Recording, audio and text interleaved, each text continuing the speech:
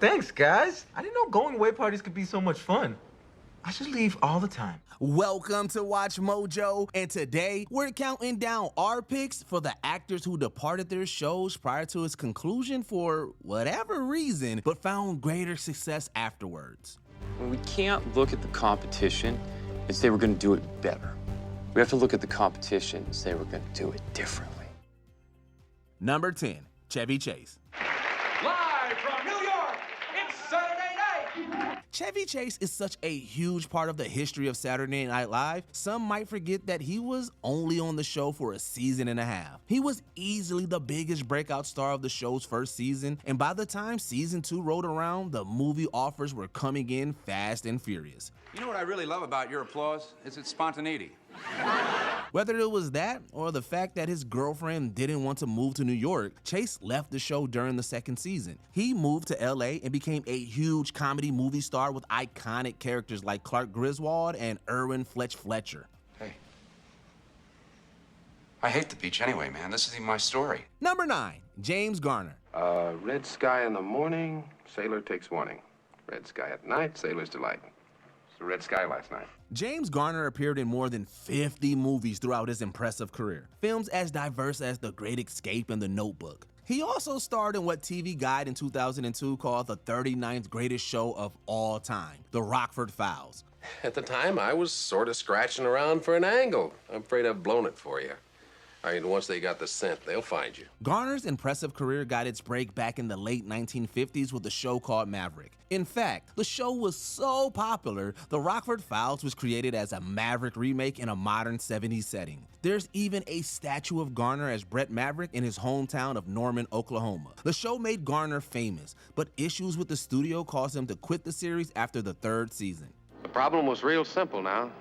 To get out of the desert alive, if I could. Number 8, Drake. She says they miss the whole Drake, girl, don't tempt me. If they don't get it, they'll be over you. Drake may have gotten his first taste of fame as an actor, but that was never going to be his path to world domination. Not to denigrate his acting talent, but music has always been his true love and his goal. So much so that even when he was on Degrassi The Next Generation, he was showing up late to set because he was spending so much time at night working on his music. School. That's my problem. It's totally in the way. I concentrate on English, my playing is crap. I concentrate on basketball, and I don't have enough time to do my homework. Some say he was giving an ultimatum, the music or the show. But regardless of whether that's true or not, Drake did leave Degrassi after 7 years to make music his full-time gig. When it comes to the success of that gig, skyrocketed is probably an understatement. I know when that hotline blink, that can only mean one thing. Number 7, Farah Fawcett. I've been Karen's younger sister all my life. Now she's gone. I want to do something on my own.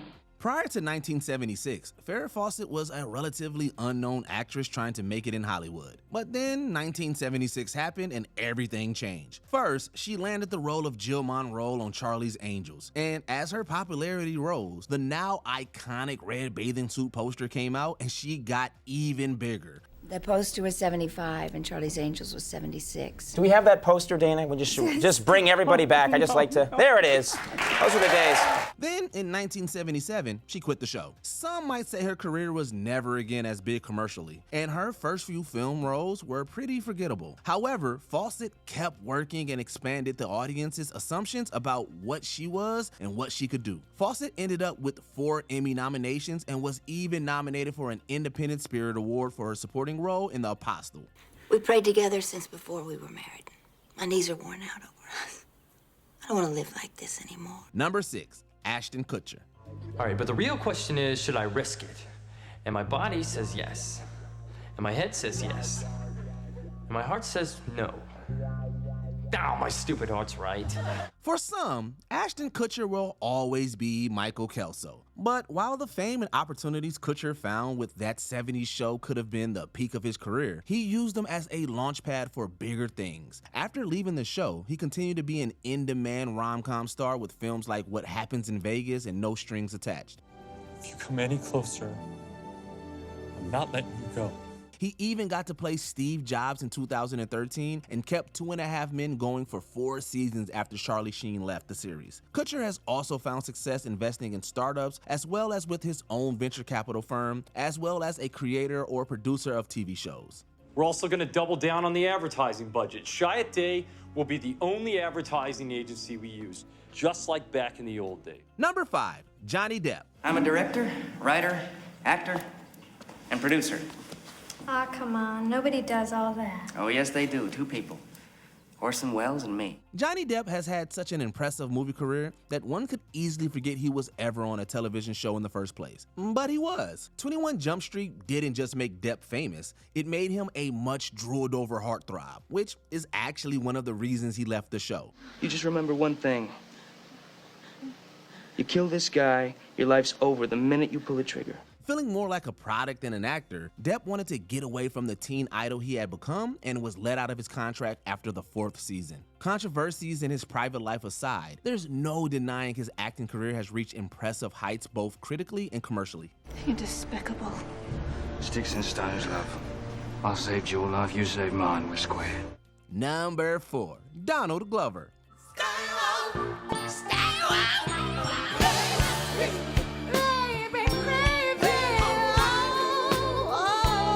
While some singers dabble in acting and some actors might try to be musicians, few have done both at such an impressively high level as Donald Glover. We first really got to know Glover during his 4 full seasons on Community. Take a look, it's in a book, reading rainbow, reading rainbow. However, due to some personal issues and a desire to expand creatively, Glover left the show early in the 5th season. What has he done since? Well, he's been Lando Calrissian, he's been the voice of Simba, and he created and wrote the multi-award-winning FX series Atlanta. On the music side, he's continued to see critical and commercial success under the name Childish Gambino, with the pinnacle being the trove of the Grammys he took home for This Is America. 100 bands, 100 bands, 100 bands.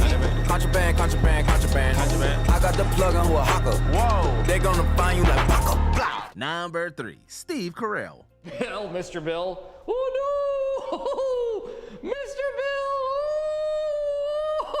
Bill! SNL. When they pull him apart. It's a mystery how Steve Carell never won an Emmy for his portrayal of Michael Scott on The Office. However, awards aside, the show truly did wonders for his career. Yeah, okay. Well, this is gonna hurt like a mother. Carell left the show after the 7th season when NBC didn't make an effort to renew his contract. And yes, with films like The 40-Year-Old Virgin, Carell's career was already heading to the sky before he left the show. However, it's continued that way since and gone beyond comedy to include, among other dramatic roles, an Oscar-nominated performance in Foxcatcher. What can't he do? The coach is there to help the athlete succeed in all the ways that athlete should be able to succeed. Number 2, Ron Howard. I mean, my dad was having to read the lines at the read-through, and I would just kind of sit there at first. My father rants. But later, when I started to learn to read and so forth, I was in it. There might be a generation who only knows Ron Howard as a great award-winning director, but before he got behind the camera, he became famous in front of it. First, he was Opie Taylor on The Andy Griffith Show. Then came the role that made him a household name, Richie Cunningham on Happy Days. Oh, Fonz, hey, you got something against my bike? No, it's a great bike. It's cool. It's not even stolen. The aforementioned series ran for 11 seasons on ABC, but Howard left after the 7th season to focus on his desire to direct. Within 4 years of leaving the show, he would break out as a director with Splash and follow up with an impressive career that has included Backdraft, Apollo 13, and A Beautiful Mind, to name just a few.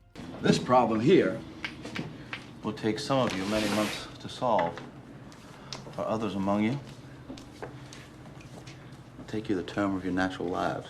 Before we continue, be sure to subscribe to our channel and ring the bell to get notified about our latest videos. You have the option to be notified for occasional videos or all of them. If you're on your phone, make sure you go into your settings and switch on notifications.